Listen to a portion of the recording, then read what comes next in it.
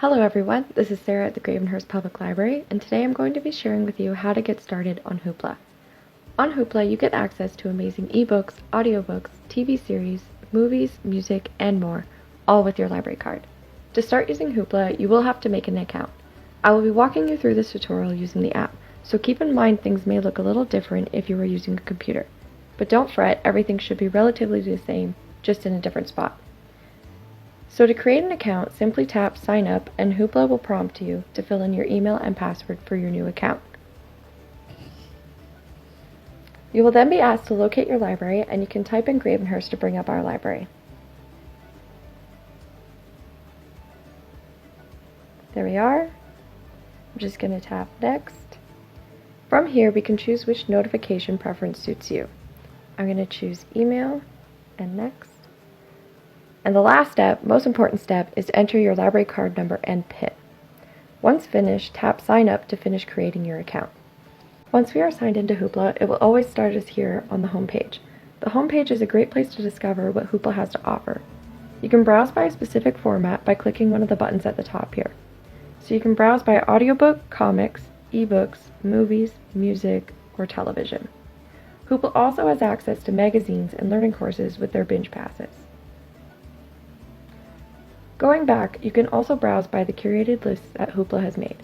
Some of these include recently borrowed items, recommendations based on titles you have borrowed, recent favorites, and popular titles by format.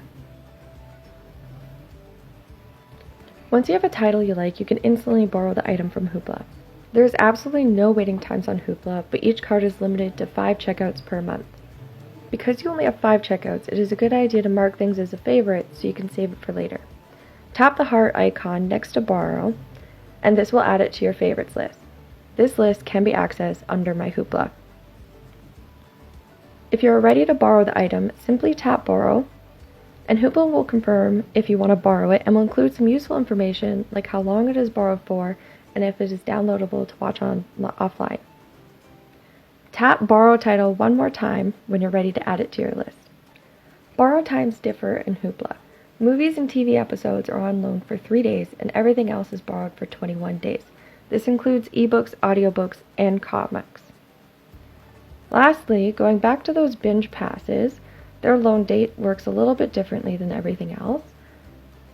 For 1 credit, these binge passes give you access to 7 days of unlimited magazines or 7 days of unlimited access to the Great Courses video collection.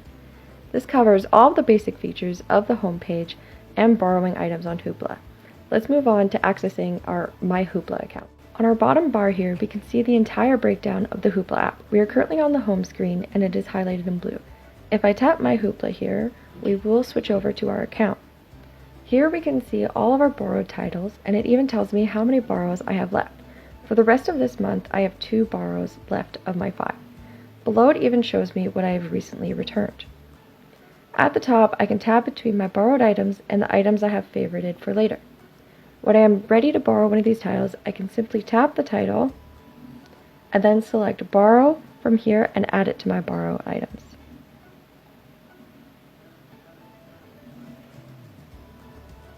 Next, we are going to talk about the search function. We are going to go to our bottom bar once again and tap Search this time. If you're sure of what author, title, series, or movie you are looking for, you can simply type it here in the search box. I'm going to try typing Lost Apothecary, and Hoopla is going to already be giving me suggestions, and there it is. It's going to give me all of the results of my search, and I have my choice between audiobook or ebook for this title. Once again, to borrow, I'm simply going to tap my preferred format and tap Borrow twice. For this time, I'm actually going to tap the heart beside it and save it for later because I only have 1 borrow left for this month. The last section we're going to talk about here is our settings. Going back to our bottom bar, we can tap the last icon we have here. The first thing on the list is Kids Mode, which we can toggle on or off. While in Kids Mode, all content shown on Hoopla will be deemed suitable for ages 12 and under. Back in the settings page, you can also change the theme from a light or dark background and text colors. From here, you can also view your borrowing history, or you can choose to hide your history. Here you can also toggle on for Hoopla to download titles only when you are on Wi-Fi. This helps to save your data if you are downloading titles to your device. Lastly, you can change your account information such as email, password, library card, and notification settings. With that, you are now ready to explore all that Hoopla has to offer. I hope you enjoyed this tutorial and found it useful. If you have any questions or require more assistance with Hoopla, don't hesitate to contact us. Thank you for listening today, and I hope you have a wonderful day.